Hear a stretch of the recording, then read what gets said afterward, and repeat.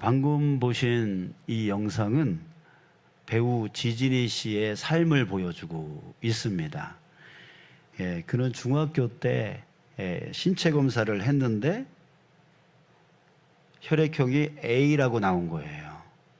그래서 집에 가서 부모님께 엄마 아빠는 혈액형이 뭐야? 라고 물어보니까 아빠는 B형, 엄마는 O형. 갑자기 충격을 먹은 거예요. 왜냐하면 B형과 O형 사이에서 A형이 나올 수가 없는데 자기가 A형인 거죠. 그래서 이 사실을 중학교 때서부터 군대 갈 때까지 최소 6년이겠죠. 6년 그 이상을 자기는 주워온 자식, 엄마가 어디서 입양한 자식이라고 생각하면서 살았던 거예요. 여러분, 이런 잘못된 정보 때문에 여러분 어떻습니까? 엄마와 아빠를 아줌마와 아저씨로 여기며 살았던 거죠. 또 친부모를 찾아가야 되나? 아니면 나를 버린 그 친부모는 버리고 나를 지금까지 키워주신 이 부모를 나의 부모로 여기면서 내가 모시면서 살아야 되나?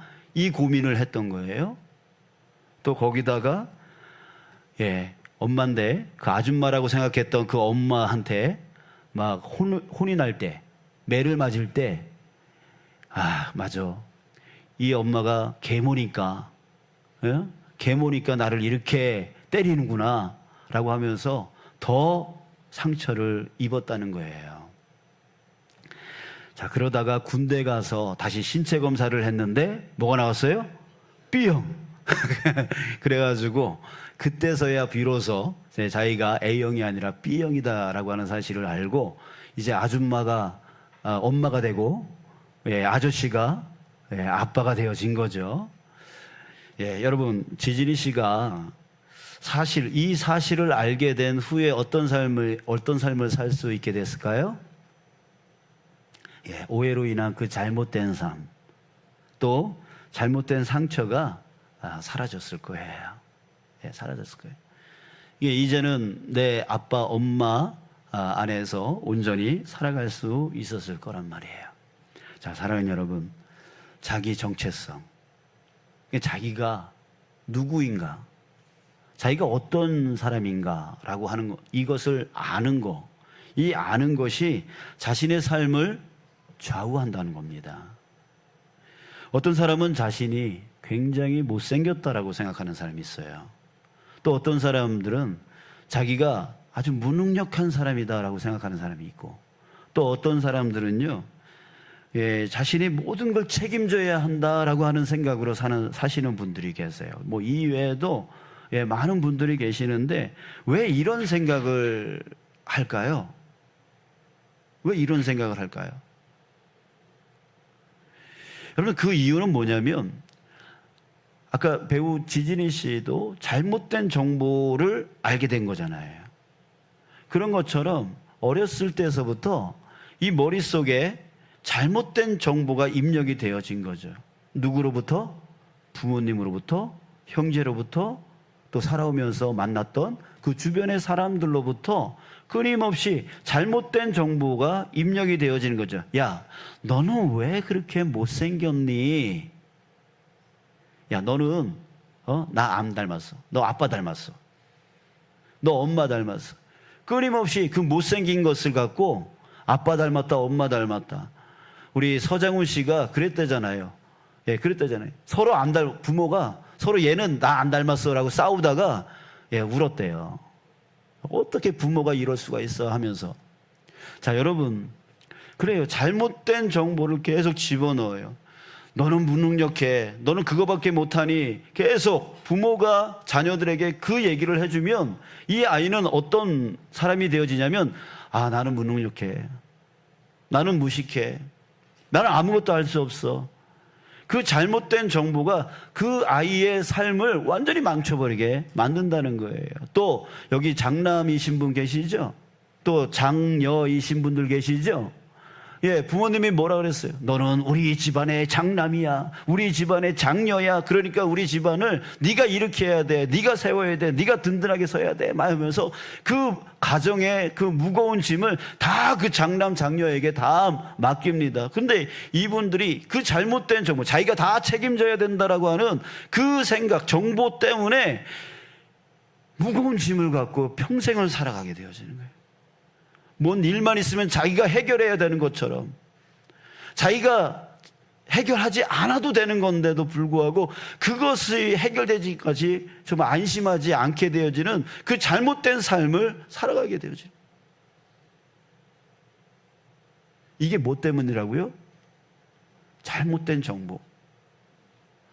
부모가, 또 형제들이, 또 주변의 사람들이 계속 이렇게 잘못된 정보를 입력시켜 줌으로 인해서 한 사람의 그 삶이 잘못된 삶으로 나아가게 되어지는 거예요. 여러분, 사실 정말 못생긴 사람이 세상에 있습니까? 무능력한 사람이 세상에 있습니까? 정말 모든 걸 다 책임져야 되는 사람이 세상에 있을까요? 그런 사람 없습니다. 그런 사람 없어요. 여러분, 우리 연예인 중에 유재석 씨, 그 사람은 참 처음에 그 개그맨을 시작할 때 얼마나 못생겼습니까? 또 거기다가 카메라 앞에만 서면 덜덜덜덜 떨어서 사람들한테 무능력하다는 소리를 많이 들었어요. 그런데 자기는 그거를 자기가 못생겼다, 자기가 무능력하다라고 하는 것을 생각하지 않았던 사람이에요. 그래서 극복을 했어요. 오히려 자신의 못생긴 얼굴 갖고 개그맨이 되었고요. 또 그 개그맨을 통해서 자기의 지금의 명예를 얻게 되어진 거예요.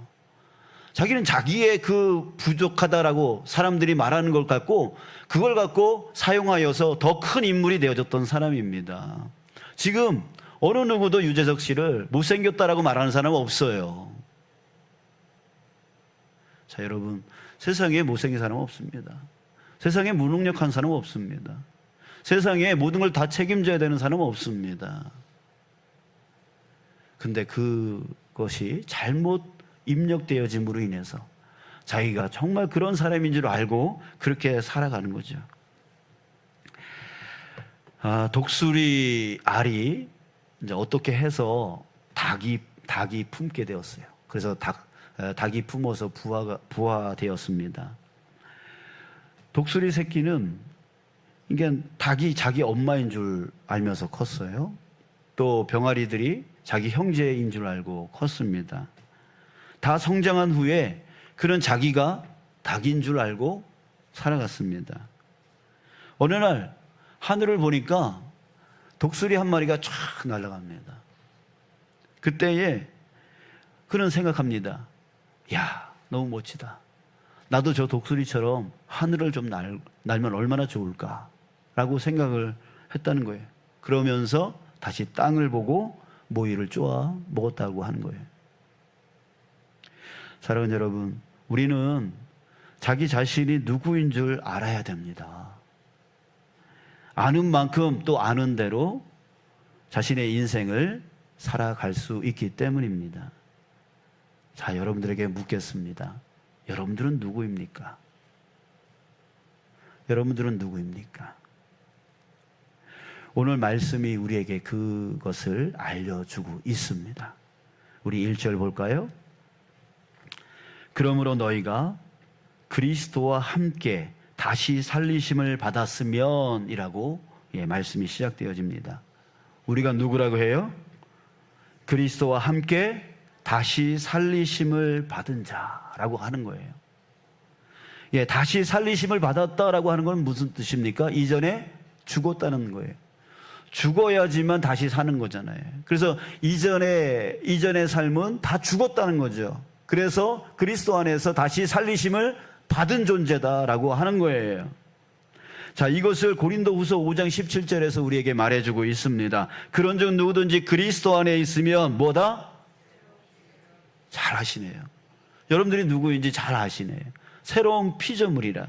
이전 것은 지나갔으니 보라 새 것이다. 여러분들은 너무너무 잘 알고 있어요. 여러분들이 누구인지를 알고 있어요. 새로운 피조물이에요. 새 것이에요. 완전히 새 것이에요. 이전에 교회 다니기 전의 모습과 지금 교회 다니는 후의 모습이 조금 변화되어져 있는 그 변화를 얘기하는 게 아니에요. 그때는 이렇게 살았는데 지금은 조금 변화돼서 이렇게 산다라고 하는 그 조금의 변화를 말하는 것이 아닙니다. 새로운 피조물, 죽었다가 다시 살리심을 받은, 다시 태어난 새로운 피조물이라고 하는 사실, 새 것이 되었다라고 하는 사실, 이것이 바로 저와 여러분들의 정체라고 하는 거예요. 또 3절을 보겠습니다. 이거는 우리 함께 읽을까요? 자, 3절 시작. 이는 너희가 죽었고 너희 생명이 그리스도와 함께 하나님 안에 감추어졌음이라. 죽었대요. 죽었대요. 여러분들은 지금 죽었었어요. 그리고 그리스도와 함께 지금은 그 생명이 하나님 안에 감추어져 있습니다. 무슨 뜻입니까? 세상 속에 속한 사람이 아니라 이제는 그리스도와 함께 하나님께 속한 자 되었다라고 하는 사실이에요. 다시 말하면 이제 우리가 세상의 자녀가 아니라 하나님의 자녀 되었다라는 거예요. 존재가 바뀌었어요. 그래서 1절을 다시 한번 보면, 그러므로 너희가 그리스도와 함께 다시 살리심을 받았으면 뭐하라? 위의 것을 찾으라, 이렇게 말합니다. 위의 것을 찾으라. 자, 2절에서도 강조하죠. 위의 것을 생각하고 땅의 것을 생각하지 말라. 우리가 누구냐면 완전히 새롭게 된 피조물이고 새 것이 된 존재라고 하는 거예요. 하나님의 자녀가 되었다는 거예요. 하나님의 자녀이니까 이젠 세상의 자녀가 아니라, 땅의 자녀가 아니라 하나님의 자녀 되었으니까 뭘 찾으라? 위의 것을 찾으라. 예, 위의 것을 위만 쳐다보고 살라는 얘기가 아니라 하나님 바라보며 살아라, 이거죠. 위의 것을 생각하라. 하나님을 생각하며 살아라. 예, 이 말씀하고 있는 거예요. 왜? 우리는 완전히 바뀐 존재이니까. 사랑하는 여러분, 여러분들이 누구인지 오늘 이 시간에 다시 알기를 주님의 이름으로 축복합니다. 아멘. 예, 존재 자체가 바뀐 하나님의 자녀된 자이라는 사실, 하나님과 함께 거하고 하나님의 뜻을 배우고 그 뜻대로 따르며 살아가는 존재 되었다라고 하는 사실, 이 세상을 쫓아다니는 사람들이 아니라 남들이 이거 좋다 그거 쫓아다니고, 남들이 저거 좋다 저거 쫓아다니는 땅의 것들을 쫓아다니는 사람들이 아니라 이제는 하나님을 바라보면서 하나님의 뜻을 알고 하나님의 뜻을 따라 나가는 하늘의 사람, 천국의 사람, 하나님의 자녀 되었다라는 사실, 여러분들 기억하실 바랍니다. 예전에 더 글로리라고 하는 드라마가 있어요. 예, 보신 분들은 아실 겁니다. 근데 인상 깊었던 한 가지의 장면이 떠올랐는데요.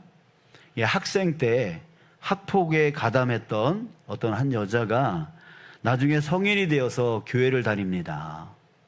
근데 이게 학폭 피해자였던 송혜교가 그 학폭 가해자를 찾아다니면서 복수하는 이야기 아닙니까? 예, 교회를 찾아갔어요. 이제 자기를 괴롭혔던 그 여자를 찾아간 거예요. 자, 그랬더니 이 송혜교를 보자마자 그 여자가 막 욕을 쏟아부으면서 막 저주를 합니다.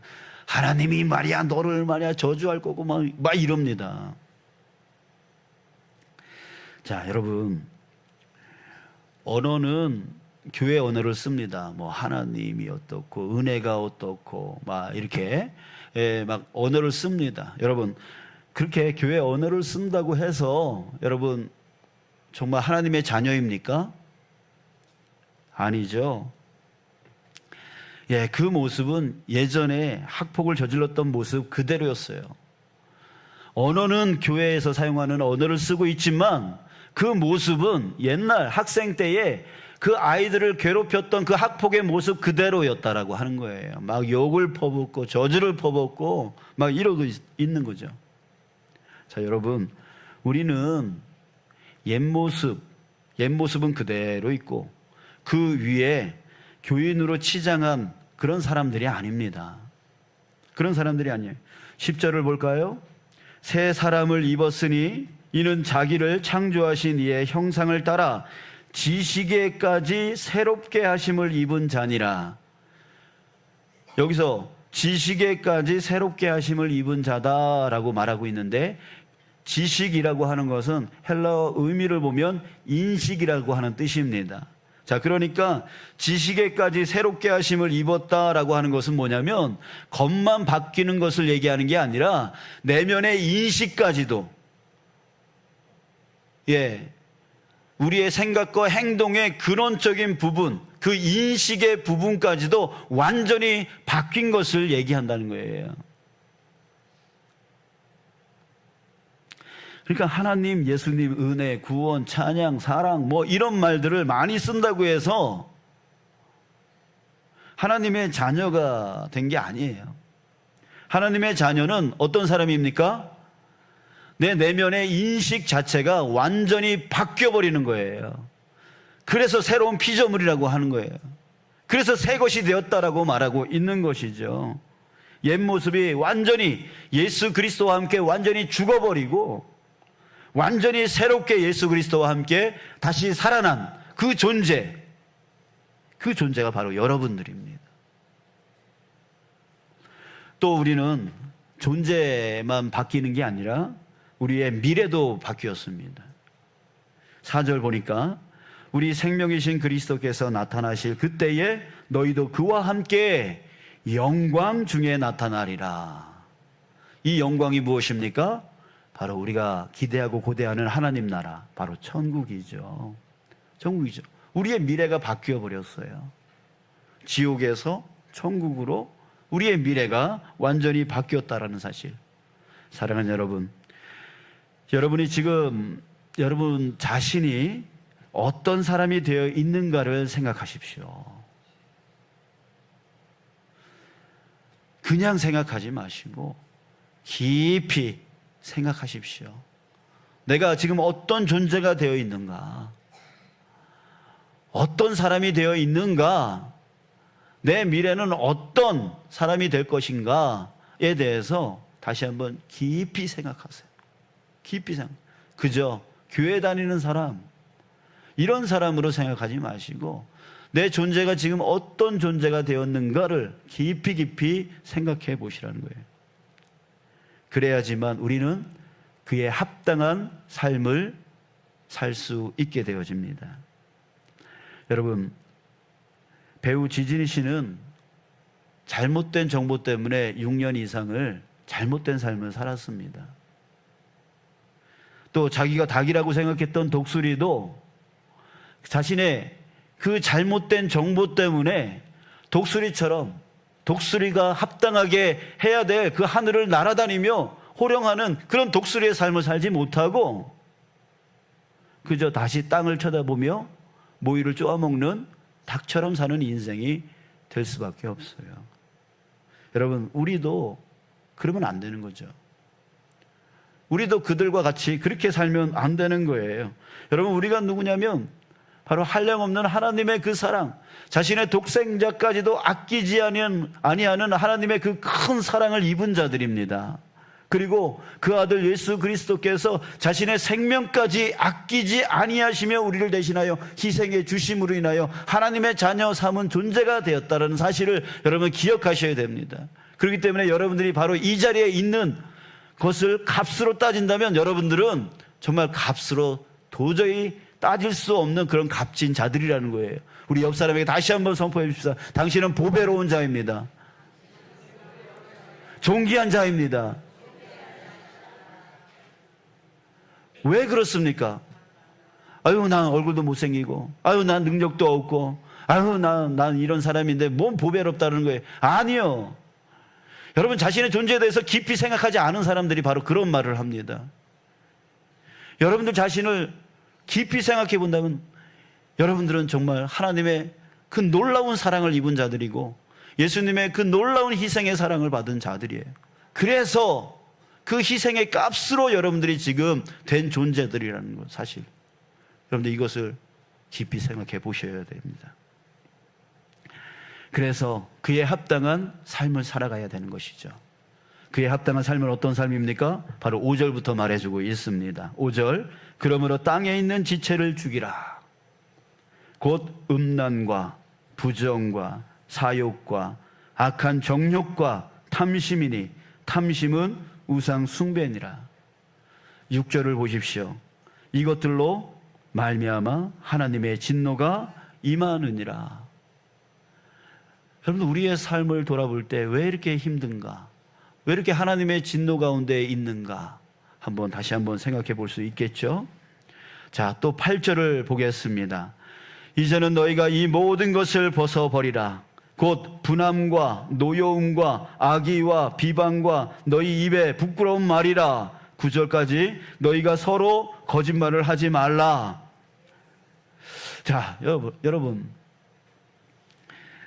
음란과 부정과 사욕과 악한 정욕과 탐심, 그리고 분함과 노여움과 악의와 비방과 너희 입에 부끄러운 말, 욕이겠죠? 너희가 서로 거짓말 하지 말라. 거짓말. 이런 것들을 살아가지 않아야 되는 거예요. 왜? 우리는 하나님의 자녀가 되었으니까. 이런 것들은 땅의 것들이니까. 여러분, 근데 우리 한번 생각해 볼까요? 자, 이런 것들이 왜 일어날까요? 왜 욕심이 일어납니까? 왜 분노하고 노여움 속에 빠지고 악의와 비방과 그 입에 부끄러운 욕들이 나오고 또 거짓말을 하게 되어집니까? 왜일까요? 그 이유는 한 가지입니다. 자기 자신에게 집중하고 있기 때문입니다. 즉, 자기 자신이 자기의 주인이기 때문입니다. 쉽게 말해서 내 마음대로 한다는데, 내 뜻대로 한다는데, 여전히 자기가 자기의 주인이 되어서 자기 마음대로 하려고, 자기 뜻대로 하려고 하기 때문에 이런 현상들이, 이런 삶들이 나오는 거예요. 자기 자기 마음에 차지 않으니까 어떻게 해요? 채우려고 그러겠죠. 채우려고 하는 그 마음이 뭐예요? 욕심이잖아요. 성적인 그 부족함이 있는 자들은 그런 음란 속에 빠지게 되어집니다. 권력이 차지 않으면 또 참지 못하는 사람은 그걸 채우려고 그 권력의 욕심을 가지려고 하고, 물질이 부족하다라고 생각하는 사람들은 또 물질을 채우려고 욕심을 냅니다. 계속 그 욕심이 나오는 거예요. 욕심이 나오는 거예요. 또 자기 뜻대로 안 되면 여러분 어떠세요? 자식들이 내 뜻대로 하질 않아. 그럼 뭐가 나와요? 분노가 일잖아요. 자기 뜻대로 안 되면 화부터 나와요. 분노가, 노여움이 나와요. 결국 자기 마음대로 안 되니까, 자기 뜻대로 안 되니까 나오는 현상들이 뭐냐면 욕심이고 또 분노고 거짓말이고, 자기 뜻대로 뭔가 이루려고 자꾸만 거짓말을 하게 되어지잖아요. 그러니까 결국 자기 마음대로 자기 뜻대로 자기가 자기의 주인된 삶을 살고 있는 그런 모습이 바로 이런 모습들이에요. 여러분, 그러나 그리스도인은 어떤 사람입니까? 자기가 자기 주인이 되어지는 사람이 아니죠. 누가 주인이에요? 바로 하나님이 주인이에요. 우리 11절 볼까요? 11절 끝에 오직 그리스도는 만유시요 만유 안에 계시니라. 자, 이 말이 무슨 뜻일까요? 그리스도가 온 세상 우주 만물의 주인이시다라고 하는 뜻입니다. 그리스도이신 주님이 만유의 주인이십니다. 우리 자신이 주인이 아니에요. 주님께서 나의 주인이세요. 그래서 나의 만족을 위해서 사는 게 아니라 주님의 만족을 위해서 사는 겁니다. 그럴 때 욕심이 사라집니다. 그럴 때 욕심이 사라져요.